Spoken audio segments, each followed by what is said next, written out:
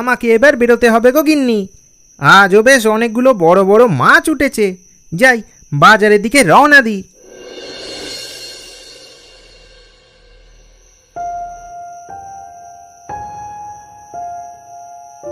আমার নাম গিরিশ। পেশায় আমি একজন জেলে মাঝি।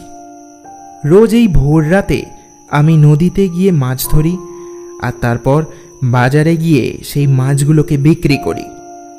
মাছ বিক্রি করে যা টাকা উপার্জন হয় সেটা দিয়ে আমাদের সংসার চলে। এই কদিন আমার ব্যবসা বেশ ভালোই চলছে।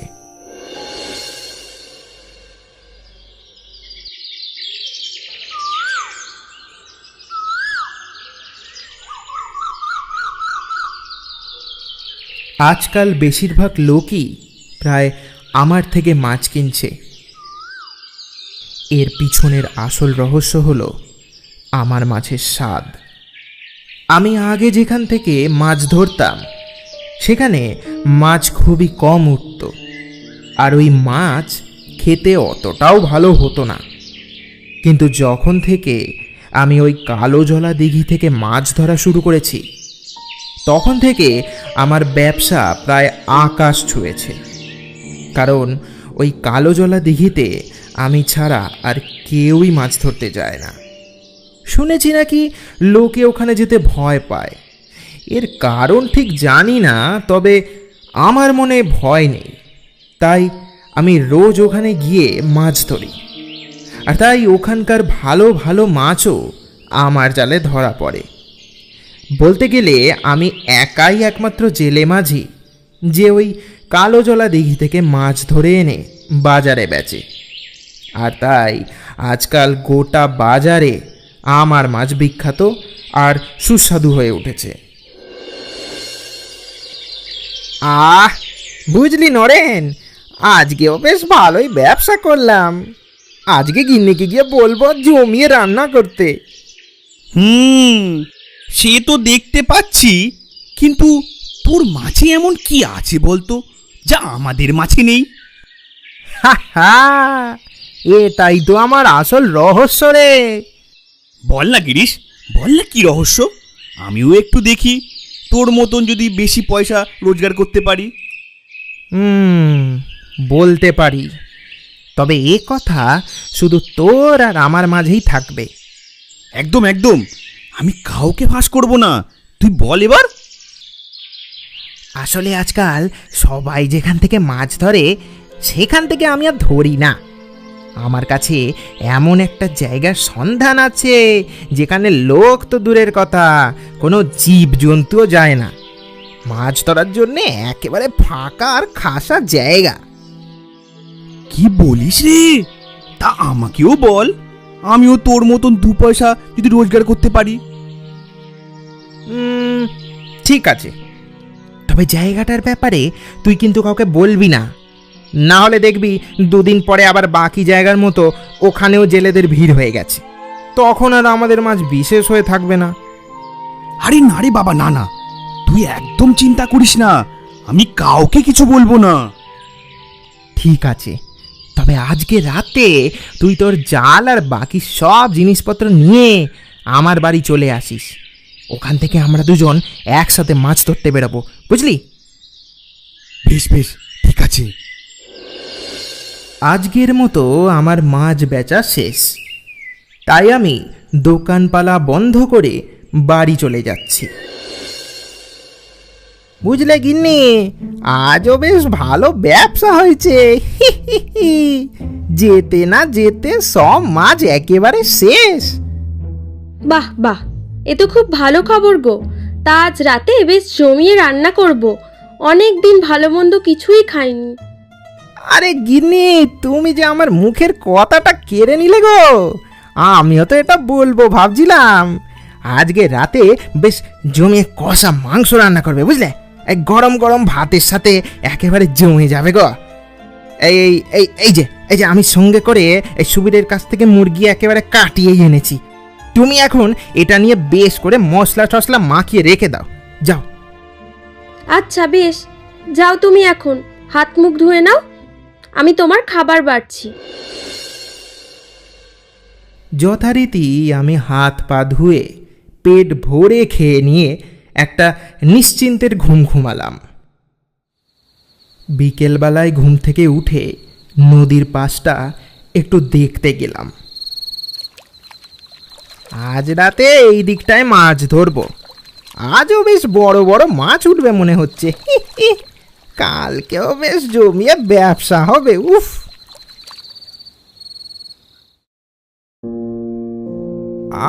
গিন্নি গো, বেড়ে রেখেছো বেশ, মুখটা একদম ছেড়ে গেল গো। আজ কতদিন পর আমরা এত ভালো করে খাচ্ছি বলো? সেই কতদিন আগে মাংস খেয়েছিলাম, মাংসর স্বাদটাই মুখ থেকে চলে গেছিল। হ্যাঁ, তা যা বলেছ। আমি তাড়াতাড়ি করে খেয়ে দে মাছ ধরার সব জিনিসপত্র গুছিয়ে রেখে শুয়ে পড়লাম।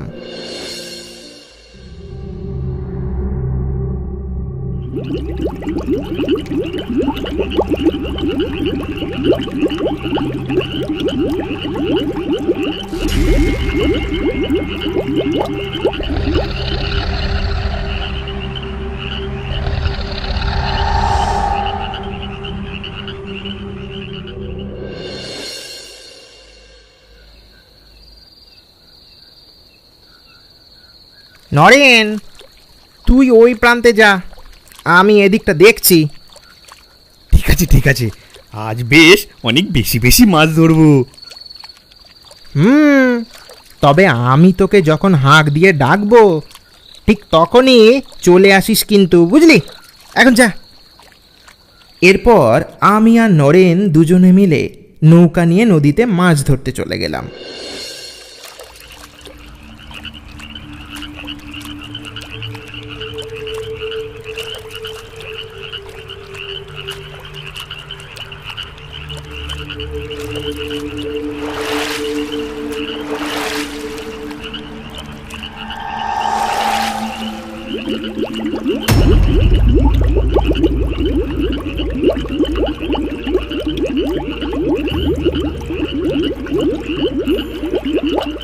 মনে হয় জালে বড় মাছ ফেসেছে। গিরিশ ঠিকই বলছিল, এখানে সত্যি অনেক মাছ আছে। দেখি জালটা তুলি।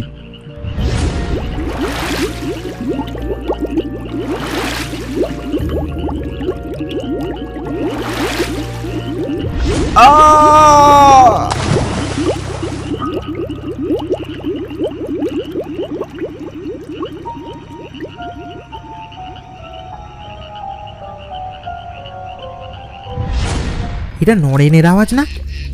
নরেন এভাবে চেঁচালো কেন? নিশ্চয়ই কোনো বিপদে পড়েছে। নরেন, এই নরেন, নরেন! অনেক ডাকাডাকি করেও নরেনের তরফ থেকে কোনো জবাব মিলল না। আমি বেশ আরো কিছুক্ষণ ডাকাডাকি করলাম। নরেন, এই নরেন, নরেন! কি হলো কি জানি বাবা, এতবার করে ডাক দিচ্ছি তাতেও কোনো সাড়া দিচ্ছে না। না, যাই ওদিকটা দেখি একবার।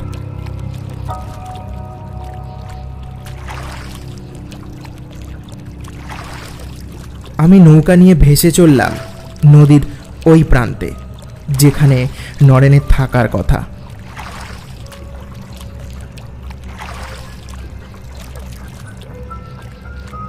গিয়ে দেখি ওখানে নরেন নেই, এমনকি ওর নৌকাটাও কোথায় যেন উধাও হয়ে গেছে। হঠাৎ লক্ষ্য করলাম চারিপাশটা একেবারে নিস্তব্ধ হয়ে গেছে। একটা থমথমে ভাব গোটা পরিবেশটাকে যেন ঘুম পাড়িয়ে দিয়েছে। বাতাসে কেমন যেন একটা গুমোট ভাব, এমনকি ঝিঝির ডাকটাও এখন দেখছি বন্ধ হয়ে গেছে। এই সংকেত কোনো অশুভ শক্তিকে স্বাগত জানানোর। আমার গাটা ভারী হয়ে গেল। এর কিছুক্ষণ পরেই দেখলাম দূর থেকে একটা নৌকা আমার দিকে ভেসে আসছে। নৌকাটা আমার কাছে এসে দাঁড়ালো। আমার চোখ বিস্ফারিত হয়ে উঠল।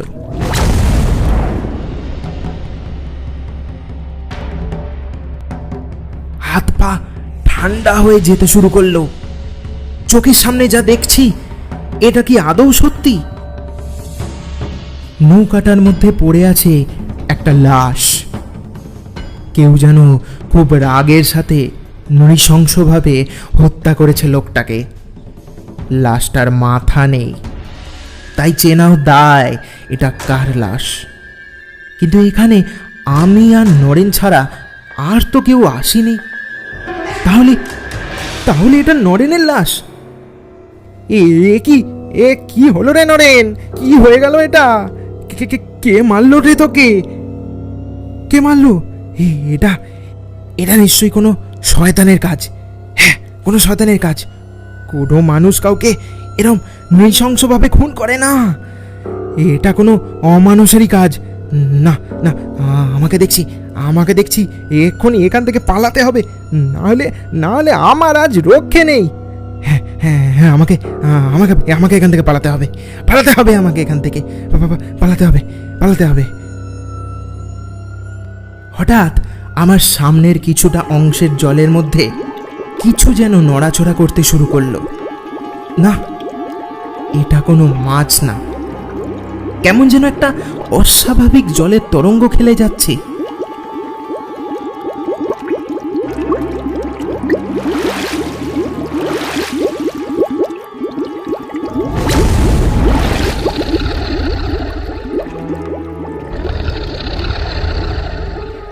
এটা এটা কি হচ্ছে এটা? জলের মধ্যে থেকে বেরিয়ে এলো একটা আজব দেখতে প্রাণী।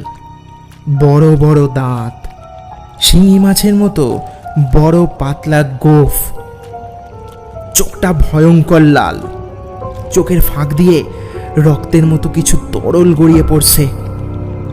শরীরটা একটা দশাশায়ী পুরুষের। হাতের কিছুটা অংশ থেকে বেরিয়ে এসেছে মাছের ডানা। গায়ের রংটা অস্বাভাবিক। এরম অদ্ভুত ভয়ঙ্কর দেখতে জন্তু আমি আমার জীবনে এই প্রথমবার দেখছি। এর আগে আমি এরম অনেক গল্প আমি আমার ঠাকুরদার কাছ থেকে শুনেছি, যার মধ্যে এরম অস্বাভাবিক প্রাণীর উল্লেখ ছিল। তবে ভগবানের দয়ায় আজ জীবনে প্রথমবারের মতো এটির দর্শনও করে নিলাম। না না না গিরিশ, ভয় পাস না, তোকে এখন ভয় পেলে চলবে না। পালানোর একটা রাস্তা খুঁজে বের করতেই হবে। কিন্তু কিন্তু কি করেই বা পালাবো? বাকি সব কথা চুলোর দরে যাক। এখন আমাকে এখান থেকে পালাতে হবে, কারণ ওই দশাশায়ী ভয়ঙ্কর প্রাণীর কুদৃষ্টি আমার দিকে একভাবে আটকে আছে। যখন খুশি ও আমার উপর লাফিয়ে পড়তে পারে। নরেনকে যে এই হত্যা করেছে এতে কোনো সন্দেহ নেই। কি করে যে এই প্রাণীটির হাত থেকে বেঁচে পালাবো সেটা আমি কিছুতেই বুঝতে পারছিলাম না। কোনো উপায় খুঁজে না পেয়ে আমি জোর জোর চিৎকার করতে শুরু করলাম, বাঁচাও, কেউ কোথাও আছো, বাঁচাও বাঁচাও। আমার চেঁচানো শুনেই প্রাণীটি যেন আরো বেশি ক্ষেপে উঠল। এতক্ষণ সে আমার সামনে দাঁড়িয়ে ছিল, এবারে সে আস্তে আস্তে আমার কাছে আসতে শুরু করলো।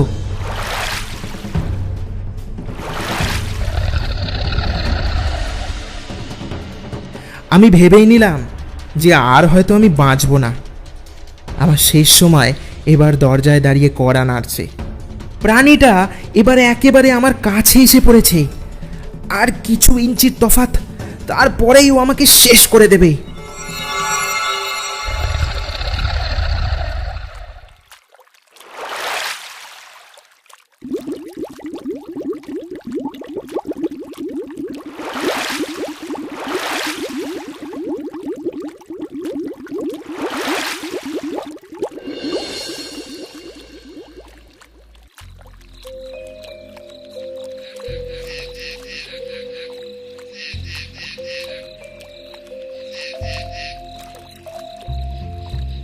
আমি বেশ বুঝতে পারছি যে আমি এখনো বেঁচে আছি। চোখ খুলতেই দেখি গোটা পরিবেশটা নিস্তব্ধ হয়ে গেছে। ওই ভয়ঙ্কর প্রাণীটি আর দাঁড়িয়ে নেই আমার সামনে। সব আবার যেন আগের মতো হয়ে গেছে। ঝকঝকে চাঁদের আলোয় গোটা নদী ঝলমল করছে। চাঁদের দিকে তাকিয়ে লক্ষ্য করলাম পূর্ণিমার আগমন। আজ পূর্ণিমা, গোটা চাঁদ উঠেছে আকাশের কোলে। এতক্ষণে এই দমবন্ধ করা পরিবেশটা পরিণত হয়েছে একটা মনোরম পরিবেশে। ভগবান, এই যাত্রায় তুমি আমায় বাঁচিয়ে দিলে, না হলে যে আর আমার রক্ষে ছিল না। লোভে পাপ আর পাপে মৃত্যু, এটা তুমি আজ প্রমাণ করে দিলে। আজকের পর থেকে আমি আর জীবনে কোনোদিনও লোভ করব না। আমি আমার নৌকা নিয়ে পাড়ের দিকে রওনা দিলাম। পরের দিন সকালে নরেনের লাশের অন্তিম সৎকারের জন্যে তার লাশ খাটিয়ায় চাপিয়ে হরির ধ্বনি দিতে দিতে নিয়ে যাওয়া হলো শ্মশানের দিকে। আমার শারীরিক আর মানসিক অবস্থা দুটোই ঠিক নেই, তাই আমার আর শ্মশানে যাওয়া হলো না। আমি আমার ঘরেতেই শুয়ে রইলাম।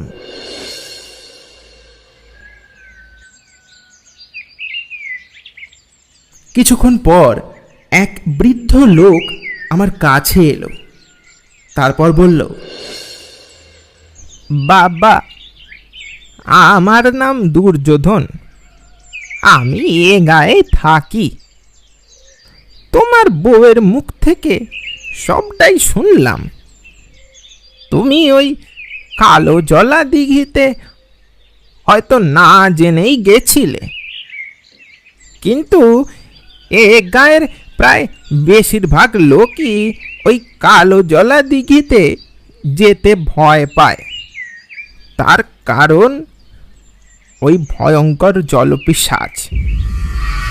জানি হয়তো আমার কথাটা শুনে তোমার বিশ্বাস নাও হতে পারে, কিন্তু তাও বলছি, আজ থেকে প্রায় বহু বছর আগে এক রাখাল ছেলে খেলতে খেলতে ওই কালো জলা দিঘির কাছে চলে যায়। ওখানে এক তান্ত্রিক নদীর পাড়ে বসে ধ্যানে মগ্ন ছিল। ওই রাখাল বালকটির উপস্থিতিতে তার ধ্যান ভঙ্গ হয়ে যায়। সে তখন ক্রোধে ফেটে পড়ে ওই ছোট্ট বালকটিকে অভিশাপ দিয়ে এক ভয়ঙ্কর জলপিশাচের রূপ দিয়ে দেয়। তারপর থেকে সে ওভাবেই চিরকালের জন্যে ওই নদীতে একটা জলপিশাচের রূপে থেকে যায়। ঘন অন্ধকার রাতে তার শক্তি দ্বিগুণ হয়ে যায়, আর সে তখন তার শিকারের খোঁজে বেরিয়ে পড়ে।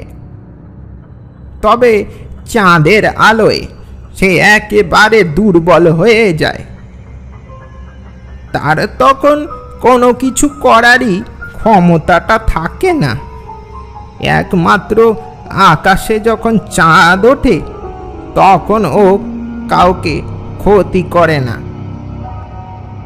কথাটা শুনে আমি তো পুরো অবাক। এমন কথা শুনে আমার কি বলা উচিত আমি জানি না, তবে শুনে বড়ই আশ্চর্য লাগছিল। বাস্তবের সাথে এই ঘটনা আমি মেলাতেই পারছিলাম না। সে আবারও বলে উঠল, তোমারই মতো অনেকেই এর আগে মাছ ধরার লোভ নিয়ে ওই কালো জলা দিঘিতে গিয়ে নিজের প্রাণ হারিয়েছে।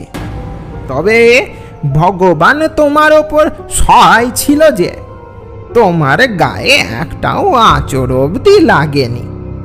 কাল পূর্ণিমা ছিল, চাঁদের আগমন আকাশে হতে না হতেই ওই পিশাচ তার শক্তি হারায়, আর তাই ও তোমার কোনো ক্ষতি না করেই পালিয়ে যায়। সব শুনে আমি বললাম,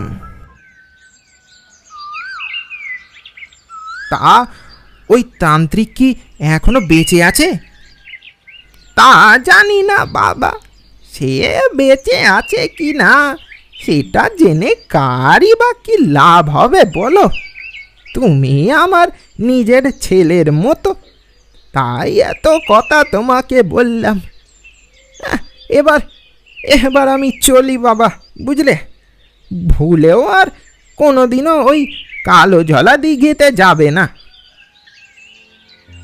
এই বলে ওই বৃদ্ধ লোকটি ঘর থেকে বেরিয়ে চলে গেল। তবে যেতে যেতে এক অজানা ইতিহাস শুনিয়ে দিয়ে গেল, আর তার সাথে আমি আমার জীবনের সব থেকে বড় শিক্ষাটা পেলাম। জীবনের লোভ মানুষকে মৃত্যুর দিকে ঠেলে দেয়।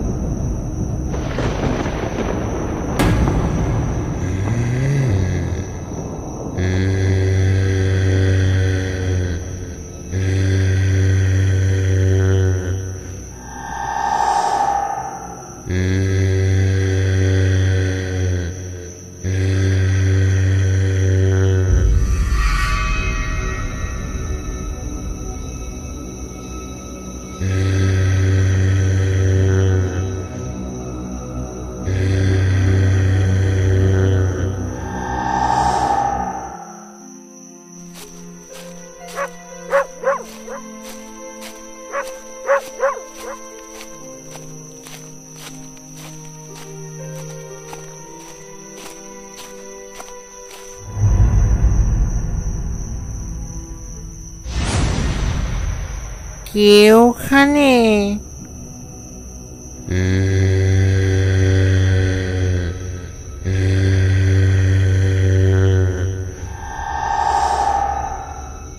বলি কে রে? কে আছিস ওখানে? দেখি তো একবার।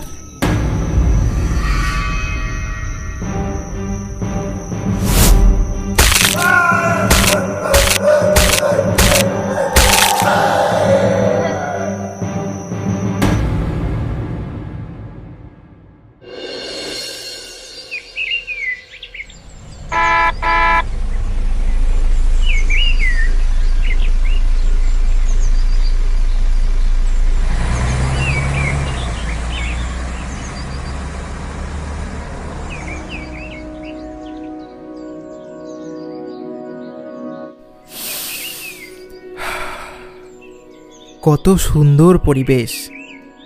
শহরের দূষিত বাতাস থেকে মুক্তি পেয়ে এই গ্রামের তাজা বাতাস নিয়ে প্রাণটা একেবারে জুড়িয়ে গেল।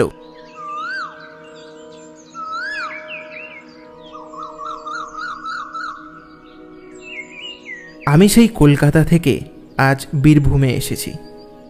আমি ইতিমধ্যে যেই জায়গায় আছি সেই জায়গাটার নাম হলো সিউড়ি। এই সিউড়ি হলো ভারতের পশ্চিমবঙ্গ রাজ্যের বীরভূম জেলার সদর শহর ও পৌরসভা এলাকা।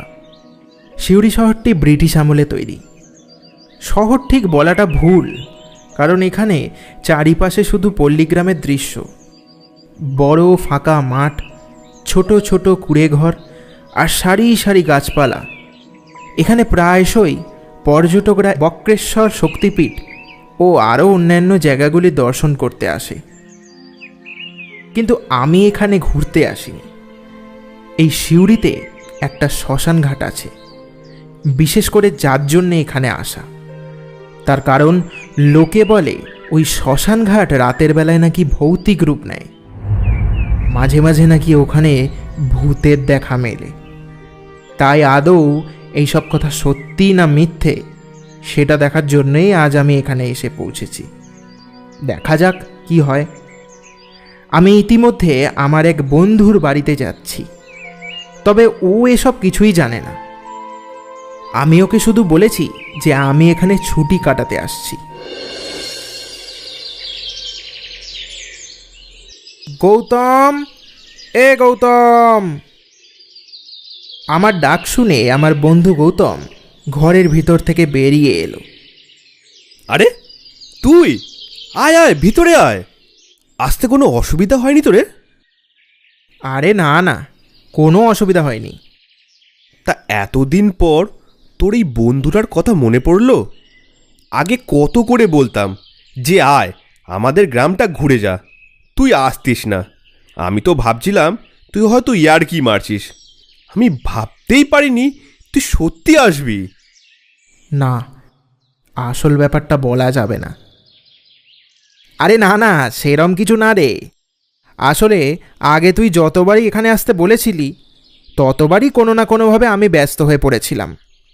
এই কদিন আমার আসলে ছুটি, তাই ভাবলাম যে তোর কাছ থেকে একটু ঘুরে যাই।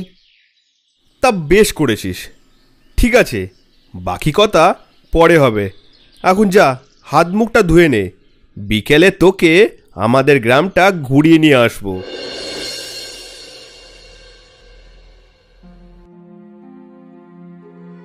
দুপুরে খাওয়া দাওয়া সেরে আমরা বিকেলের দিকে গ্রামটা ঘুরতে বেরোলাম।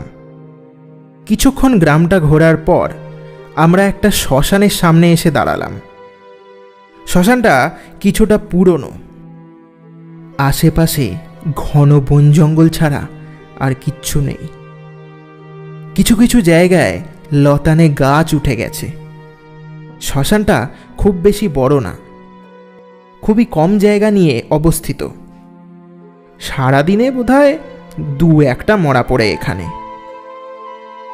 আর গৌতম ভাই, এই শ্মশানটার মধ্যে কেমন যেন একটা থমথমে ব্যাপার আছে।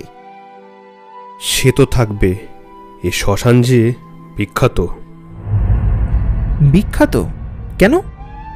এই শ্মশান বিখ্যাত হবার কারণ আমি জানলেও সেটা গৌতমকে জানতে দিইনি। কারণ ও যদি জানতে পারে যে আমি এখানে ভূত খুঁজতে এসেছি তাহলে নিঘাত আমাকে বাড়ি পাঠিয়ে দেবে। এ শ্মশান বিখ্যাত হওয়ার পিছনে একটা বিশেষ কারণ আছে। কি বিশেষ কারণ? সূর্য ডুবে যাবার পর এই শ্মশান ভুতুড়ে রূপ নেয়।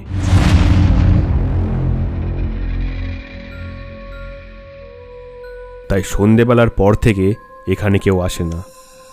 লোকে বলে রাতের বেলায় এখানে নাকি মৃত মানুষের অতৃপ্ত আত্মারা তাণ্ডব চালায়। আমি এইসব খুব কমই বিশ্বাস করতাম। লোকের মুখে শুনে আমার বিশ্বাস হতো না যে ভূত বলে কিছু আসে। আমি ভাবতাম হয়তো এইসব গ্রামের মানুষের কুসংস্কার। কিন্তু সেদিন কেলটু কাকার সাথে যেটা ঘটল, তারপর থেকে আমার সাথে সাথে গ্রামের প্রত্যেকটা লোকের মধ্যে এই শ্মশান ঘাটকে নিয়ে আতঙ্ক আরও বেড়ে গেল। কি বলছিস রে? মজা করছিস বল তুই? আমি জানি তুই খামোকা আমাকে ভয় দেখানোর চেষ্টা করছিস। আমিও তোর মতন একদিন এরকম বলতাম, কিন্তু আমার সব ভুল ধারণা সেদিনকেই ভেঙে চুরমার হয়ে গেল। সেদিন অমাবস্যা রাতে আমাদের গ্রামে কালী পুজো ছিল। সবাই খুব আনন্দ ফুর্তি করেই কালী পুজো করছিল। গভীর রাত্রে যখন কালী পুজো শেষ হলো তখন প্রায় 1টা বাজে। এই গ্রামে কোনো রকম কিছু অনুষ্ঠান হলে এই গ্রামের লোকেরা সেটা নেশা করে উপভোগ করে, সে পুজোই হোক বা অন্য কিছু। সেদিনও ঠিক এটাই হয়েছিল। মধ্যরাতে পুজো শেষ হবার পরে কেলটু কাকা একেবারে গলা অবধি মদ খেয়ে টলতে টলতে এই শ্মশানের সামনে দিয়ে বাড়ি ফিরছিল। কাকা সেদিন এতটাই নেশা করে ফেলে যার জন্য শেষ অবধি কাকার কোনো হুঁশ জ্ঞান থাকে না। হঠাৎ কাকা এই শ্মশানের সামনে দিয়ে যাবার সময় থমকে দাঁড়িয়ে পড়ে। সে কিছু একটা দেখতে পায়, কোনো মানুষের মতন পিছন ফিরে দাঁড়িয়েছিল। কে কে ওখানে? বলি কে রে? বেরিয়ে আয়, বেরিয়ে আয় বলছি। ব্যাস, তারপর মনে হয় কাকা আর বেঁচে ছিল না। ততক্ষণে কাকার প্রাণ চলে গেছে। পরের দিন সকালবেলায় কাকার মাতাহীন দেহ এই শ্মশানের সামনে থেকে উদ্ধার করা হয়।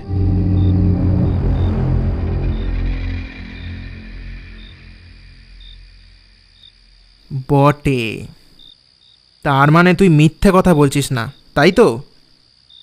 একদমই না। বেশ, তবে আমিও ভূত দেখব। আমি আজ রাতেই এখানে আসব। দেখি তোর কথা কতটা সত্যি আর কতটা মিথ্যে। খবরদার, এই কাজ করার চিন্তা তুই স্বপ্নেও করিস না। না, তুই সত্যি বলছিস কি না আমি এইটুকু শুধু দেখতে চাই। দেখ, তুই যথেষ্ট বড় ছেলে, ছেলে মানুষই করিস না। আমার কথা বিশ্বাস না হলে আর কটা দিন থেকে যা, কারোর না কারোর মৃত্যুর খবর পেয়েই যাবি। এখন চল, সন্ধ্যা তো চললো, বেশিক্ষণ এখানে থাকাটা ঠিক হবে না। আরে তুই বুঝছিস না। না, আমি না বলেছি মানে না। চল এক্ষুনি বাড়ি চল। এরপর গৌতম জোর করে আমাকে তার বাড়ি ফিরিয়ে আনে। বাড়ি ফিরেও ও আর ওর বউ অনেক করে আমাকে বলল যে আমি যেন ভুলেও ওখানে যাবার দুঃসাহস না করি, তাহলে আমারও অবস্থা নাকি কেলটুদার মতো হবে।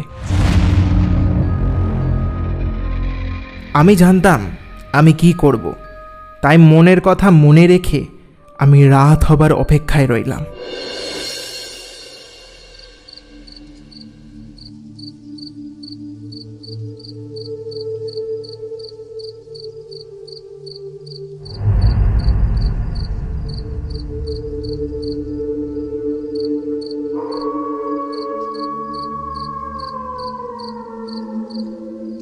গৌতম আর গৌতমের বউ আলাদা ঘরে ঘুমাচ্ছিল, আর আমি একা ছিলাম পাশের একটা ঘরে। আমি শুয়ে শুয়ে সবার ঘুমানোর অপেক্ষা করছিলাম। শেষমেশ অনেকক্ষণ পরে সব একেবারে নিস্তব্ধ হয়ে গেল। আমি আমার সঙ্গে আমার কেটোমিটারটা নিয়ে এসেছিলাম। আমি একটা টর্চ আর আমার কেটোমিটারটা নিয়ে বেরিয়ে পড়লাম শ্মশানটার দিকে।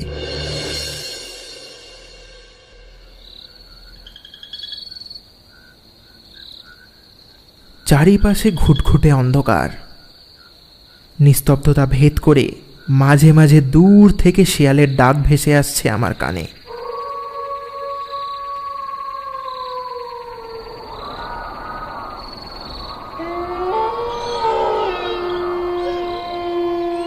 হালকা ঠান্ডা হাওয়া বয়ে চলেছে শ্মশানটার প্রতিটা কোণে।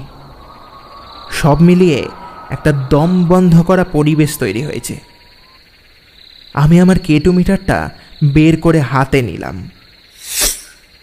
যন্ত্রটি থেকে তেমন কোনো ইন্ডিকেশন পেলাম না। আমি আস্তে আস্তে এগিয়ে গেলাম শ্মশানটার ভিতরে।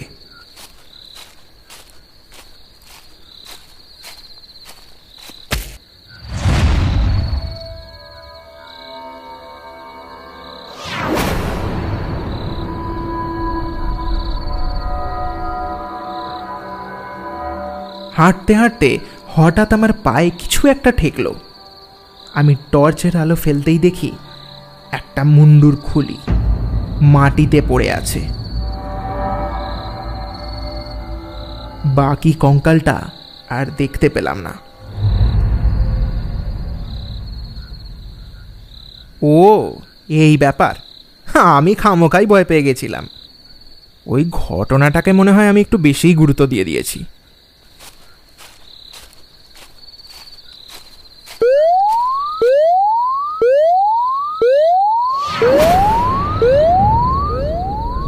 হঠাৎ কেটু মিটারটা সিগন্যাল দিতে শুরু করলো।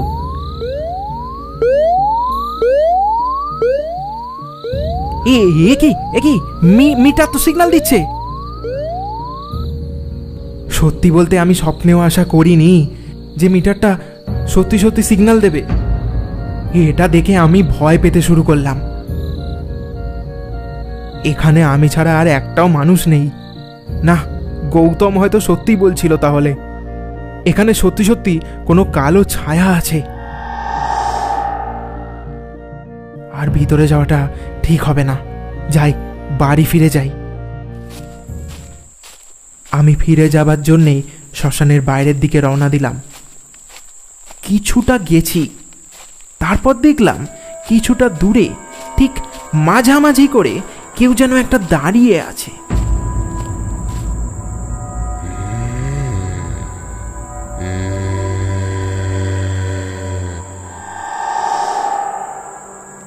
দেখে মনে হচ্ছে একটা মাঝবয়সী লোক পিছন ফিরে দাঁড়িয়ে। ঘন অন্ধকারে ঠিক করে বোঝাও যাচ্ছে না এমন নির্জন ভুতুরে জায়গায় এত রাতে কে আসতে পারে। এখন তো গোটা গ্রাম ঘুমিয়ে আছে, তাহলে ইনি কে, আর কেনই বা এখানে এভাবে দাঁড়িয়ে?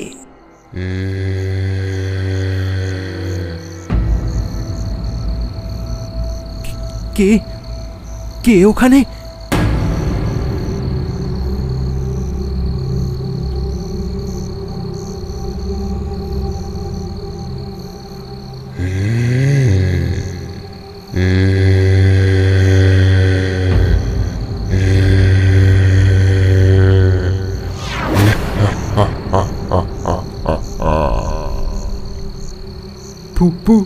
ভূত ভূত, বাঁচাও বাঁচাও!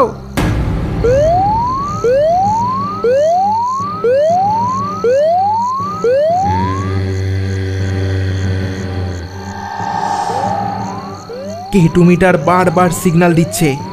ততক্ষণে ভয় আমার হাত পা কাজ করা বন্ধ করে দিয়েছে। আমার সারা শরীরে যেন কোনো বল নেই। আমি কি করব কিচ্ছু বুঝতে পারলাম না। ওই প্রেত ক্রমশ আমার দিকে এগিয়ে আসতে থাকে। আমার অবস্থা তখন শোচনীয়। পিছনের রাস্তা নেই, আর সামনে এগিয়ে গেলে ওই প্রেত আমাকে নিঃস্ব করে দেবে। আমি চুপ করে দাঁড়িয়ে নিজের মৃত্যুকে আসতে দেখছিলাম।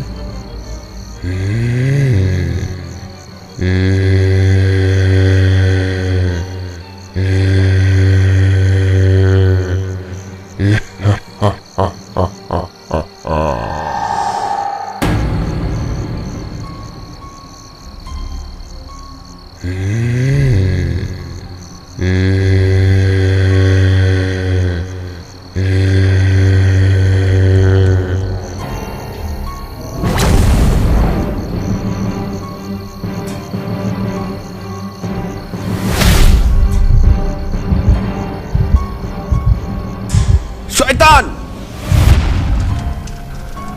তুই চলে যা এখান থেকে, যা যা বলছি।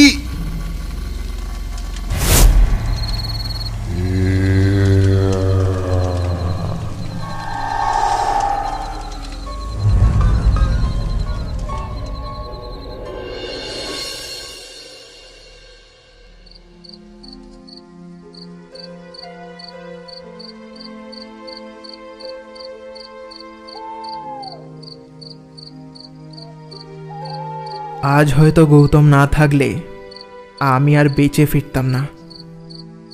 মৃত্যুর দরজায় গিয়ে ফিরে আসার এক অন্য অভিজ্ঞতা হলো আজ।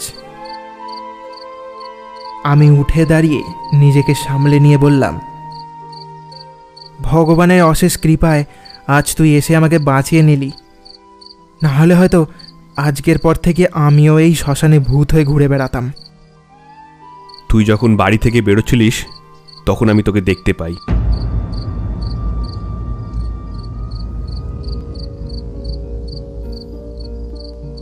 কিছুটা হলেও আন্দাজ করেছিলাম তুই কোথায় যাবি, তাই বাড়ি থেকে আটঘাট বেঁধেই বেরিয়েছিলাম। তুই যখন শ্মশান থেকে বেরোবি তখন তোকে হাতে নাতে ধরব। কিন্তু যখন তোর চিৎকার করার আওয়াজ শুনলাম তখন দৌড়ে ঢুকে পড়লাম শ্মশানের ভিতরে। তারপর ঢুকে দেখি ওই প্রেত তোকে মারবার জন্য তোর দিকে এগিয়ে আসছিল।